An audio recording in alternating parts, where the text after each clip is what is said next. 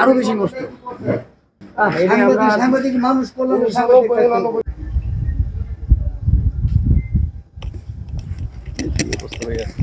অবস্থা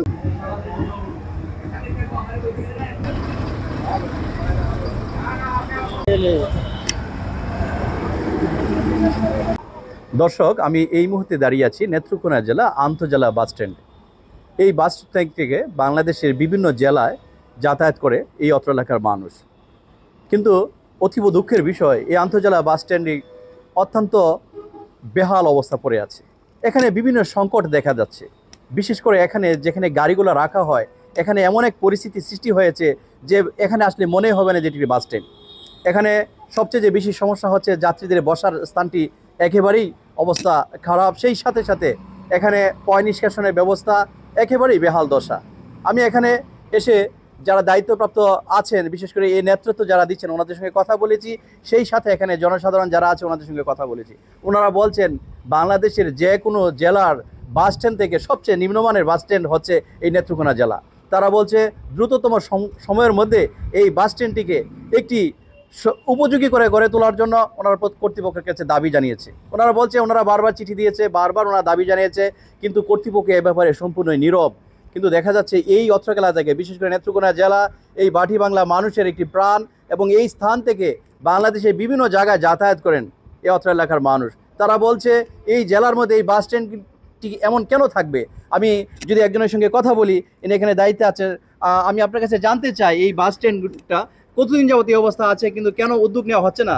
bus stand আজকে 1989 সাল থেকে মাঝখানে একবার কাজ হয়েছিল, কিন্তু তারপরেও আর কোনো কাজ হয় নাই। বাস স্ট্যান্ড আমরা বারবার পৌর কর্তৃপক্ষকে জানিয়েছি, মেয়রের সাবেক যে আওয়ামী লীগের মেয়র ছিল ওনাকে জানিয়েছি, নজরুল ইসলাম খান, ওনার কাছে বারবার আমরা গেছি। ওনারা বাথরুমের কোনো বন্দোবস্ত করছে না। শ্রমিক এখানে যে এত কষ্ট করে, শ্রমিকের প্রতি আমরা যারা আসলে নিম্নশ্রেণী মানুষ, আমরা খেটে খাওয়া মানুষ, আমাদের কথা কেউ ভাবে না। শ্রমিক বিরাট কষ্ট করে, আমরা টাইম হইলেও কইছি তাদেরকে, দেখে নাই। আমি এই স্ট্যান্ডে দায়িত্বে আছি, নেত্রকোনা জেলা মোটরযান কর্মচারী ইউনিয়নের সাংগঠনিক সম্পাদক পদে আমি এবারই নির্বাচিত হয়েছি। এই 20 জুনে আমি নির্বাচিত হয়েছি। আমরা চেষ্টা করতেছি, আপ্রাণ চেষ্টা করতেছি। ইনশাল্লাহ আমাদেরকে আশ্বাস দিয়েছে যে ডিসি মহোদয়, এসপি মহোদয় কাছে আমি কয়েকদিন আগে এসপি মহোদয়ের সাথে আমি কথা বলছি এই বিষয়ে।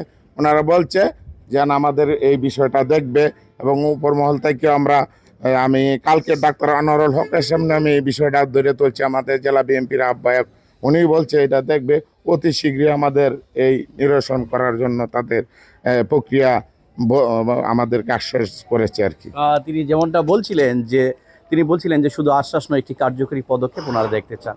ওনারা বলছেন নেত্রকোনা জেলার মধ্যে একটি গুরুত্বপূর্ণ স্থানে যে এই বেহাল দশা, আমি যদি আপনাদেরকে আপনি দেখবেন যে এখানে এমন এক পরিস্থিতি সৃষ্টি হয়েছে যে আপনি যত দূর দিকে আপনারা দেখবেন যে চতুর্পাশে এমন এক বেহাল দশা।